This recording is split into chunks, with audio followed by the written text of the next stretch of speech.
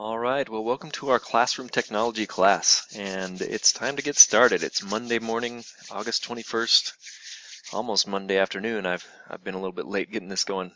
But anyway, good to have you here. Hopefully you're watching this video. I wanted to go over the syllabus first and just talk about the course a little bit briefly. You can read the full syllabus at your own time, but my office is in Gerber 121. Those are my office hours listed there.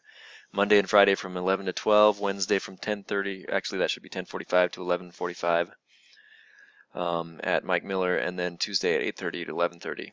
And so those are my office hours. I'm at Mike Miller on those Wednesday ones though, so I may not be on campus during those times, but I'm working with teachers over at the elementary school. Anyway, this course prepares students to use the latest classroom technologies to effectively support learning in face-to-face settings. And we also discuss current issues and try to use an authentic project-based learning approach to design effective learning experiences using current and future technologies. So that's the focus of the class. It's really those kinds of classroom technologies that can be used in your classroom and allows you to explore some of the issues that relate to those. So this is an online class, and I typically respond within 24 hours. Weekends may be a little longer. Grading response times, I'm usually almost always have the assignments graded within 6 days after the assignment due date. And just to look at the objectives a bit in this course, one is to choose appropriate technology tools and resources and discuss how they could be used to support learning.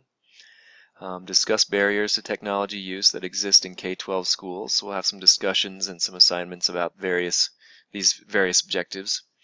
Share various ways that technology can help teachers become more productive. There's a place in the class about productivity. Discuss appropriate and inappropriate uses of social media for education. Discuss how to design and implement projects to support information literacy. Plan a project-based learning experience for students that integrates technologies, and you'll be doing that in this class. Plan for and execute a learning experience that integrates one-to-one technologies. Plan a learning experience that integrates an interactive whiteboard. And use a classroom response system to support student learning and create a learning experience that uses classroom technologies to differentiate learning. Those are the major assignments. Really, these last few items are the major assignments that you'll complete during this class as we go along, and we'll talk about each assignment and what they mean as we go along. So you'll have an opportunity to look at that in more depth later. But just looking at some of the assignments here, we have readings. For each reading you do in this class, you're going to pin a picture on the class Pinterest board that relates to each reading and include information about why it relates to the reading. So it's a way to reflect upon each reading assignment that you have. This week we'll probably have some. I'll introduce you to this week's activities as well, and then you're going to like one other student's pin, and for graduate students, respond to at least one other student's post. So there are quite a few of you who are graduate students in this class, and the requirements are a little bit higher for those who are in graduate school, of course. There are discussions, and there are different various instructions on those. There will be a tech talk that you'll present. For graduate students, you're going to have a paper that discusses barriers to classroom technology use and suggests ways to overcome these barriers. Well, it's a paper or a recording or various formats that you can do with that one. And like I mentioned, there's going to be a project-based learning design. There's going to be a one-to-one learning experience that you design, an interactive whiteboard assignment, and classroom response presentation and differentiation with technology assignment. So that's the breakdown, and you can review that. For this class, be aware that all assignments must be submitted online in the D2L in the correct Dropbox. And all written assignments should be double-spaced with irregular font. Let's see. Yeah, I'll accept the document, doc format, ODT, and docx formats, and so forth. Late work has a penalty of 15% off the full grade for the first week late. If there have been no prior arrangements made, assignments that are 1 to 3 weeks late can only receive up to 70% credit. And more than 3 weeks late will not receive any credit. So you don't want to try to be that late. It's not good. So again, you can't, if it's already 3 weeks late, if it's already more than 3 weeks late, I should say, then you won't get any credit for the assignment. So make sure that you do hand it in on time, and that way you can pass the class. This class is only offered every, I think it's on a rotation for every 2 years now, and so it's not one that you want to get behind on and have to take later, because it might take a little while for it to come around again in the rotation. Anyway, that's the grading scale and the bibliography, and the class schedule is in D2L, and so that means we need to go to D2L to set that up.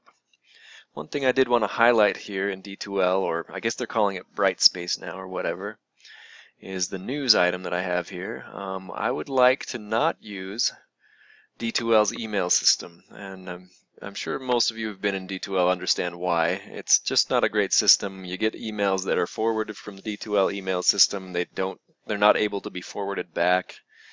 There are a lot of good reasons not to use the D2L system, so instead I want to use something that's easier, and that's remind.com.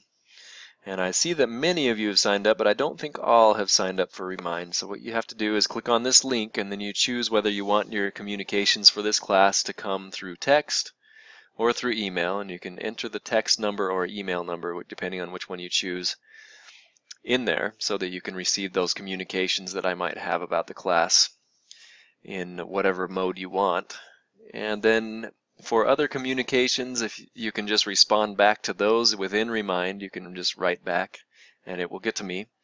Or you can use my Northern email, which is gregory.frankham@northern.edu. But let's try to not use the email right here that's in D2L for communication. It's been a pain, unfortunately, through the years. So the syllabus is right here. You can learn about me by clicking on here, but I'm going to go to the content area because this is where all of the assignments and all of the activities that you need to do are.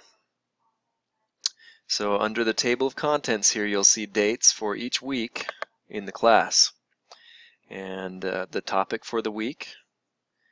And basically your job is to complete all of the items in the week that are listed there during that week, so August 21st through the 26th. So the 26th is this Saturday.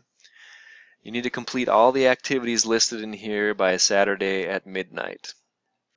And so that will include reading through the course syllabus, reading assignments, and understanding what reading assignments and pins are about, taking a look at our class Pinterest board, readings, and so forth. So that's the important thing to get started, is that you'll need to be able to do that. And I'll help you get set up on some of these with this video as well, but just taking a look at these things. So for this week, first you'll want to read the course syllabus. You'll want to go through and look at the reading assignments and pins, what that's all about. You know, for each reading assignment for each week, so you'll do this once each week. You'll finish the reading assignments for the week and pin a related picture and thought each week by Wednesday. And then like one other student's pin by Saturday. And that's for undergraduate students and graduate students to do. But graduate students also have one extra thing to do. They should also comment on at least one other student's pin on the class Pinterest board by Saturday of each week. And it shares what that should include: a picture related to the reading assignment, tell what the reading assignment was, discuss how the picture relates to the reading, and do this by Wednesday each week or it's late. And then for graduate students, they're going to comment on one other student's pins. So that's just to keep you going on the reading. Make sure that you have that. This week, if I look on the readings item, I have read and pin on the textbook introduction, technology and education. Graduate students only are going to read those, and when it's graduate students only, you generally don't have to Pinterest pin on those. Those are for your own benefit to read those, and we'll talk about them, and you'll be remembering them for an assignment later. So take notes on the readings, pin about the readings, and pin a note or two about the readings in your Pinterest board. Let me show you our class Pinterest board, where to do that. There's a link right here, our class Pinterest board. I just clicked on it, but anyway, here it is. And I put one on there: aliens is the only possible conclusion. So what I need from you is your Pinterest information, and I can add you to the Pinterest board. So if you do not yet have a Pinterest account, you'll have to set one up. And then you'll go to this board and work on this with us. So that's the first thing you need to do, is set up a Pinterest account if you don't already have one. If you do already have one, then I need you to get me your Pinterest information. So I have added this Pinterest sign up item, and if you just go ahead and fill that out, your name, Pinterest connected email account, because Pinterest requires you to connect an email, and then your Pinterest username. And if you do that, and then if you also go to pinterest.com/pgfrancom and follow me, then I believe I'll be able to add you to my Pinterest board very quickly and easily. But I think you have to do those two things. So first you have to go to pinterest.com/pgfrancom. That's my username or my user place on Pinterest. Follow me. Then go here to the Pinterest sign up link and fill out your information there. I'll be able to add you in, and we can hopefully get started with this this week. Now, if it takes a few more days to get going and so forth, then I probably won't be a stickler on the Wednesday requirement to finish this for this week, but once we get everyone set up, we can do that. So that's what's going on there for the Pinterest assignments. Again, whenever you have a reading for the week, you'll pin about it on Pinterest. Now, if you notice this week there are 2 readings. There's the textbook introduction and technology and education and overview. Those are the 2 things that you're going to pin about, but you just have to have 1 pin per week, so you don't have to have a pin about each one of them. You could just pin 1 thing from one of them, and that's okay for this assignment, but each week you'll pin about the readings. There's also a Tech Talk assignment coming up that you'll sign up to do as well during this class, and sometime we'll have you post on that. And then for this week, there's a discussion to introduce yourself. And so I made a Padlet page, and you're just going to go on this page and add a little bit. Looks like we've got some added already, so that's cool. And you're going to pin about yourself, your picture, current occupation, the occupation you hope to have in the future, and something that you have done that not many in this others in this class have done. And then you can respond to at least 2 other students' posts as well.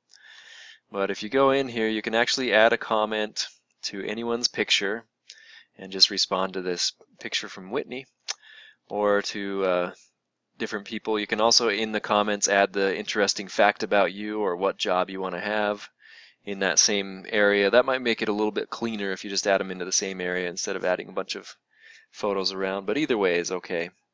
Really, it's just a Padlet. It's a page for people to put things on. So that's the discussion for this week.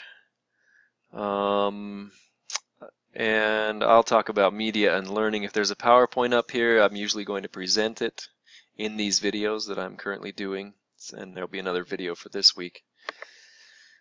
But I think that might be all the time we have for this video, so I'll get this going, and then I'll talk about the rest of the things that we need to get going for this week in another video, which I'll post very soon.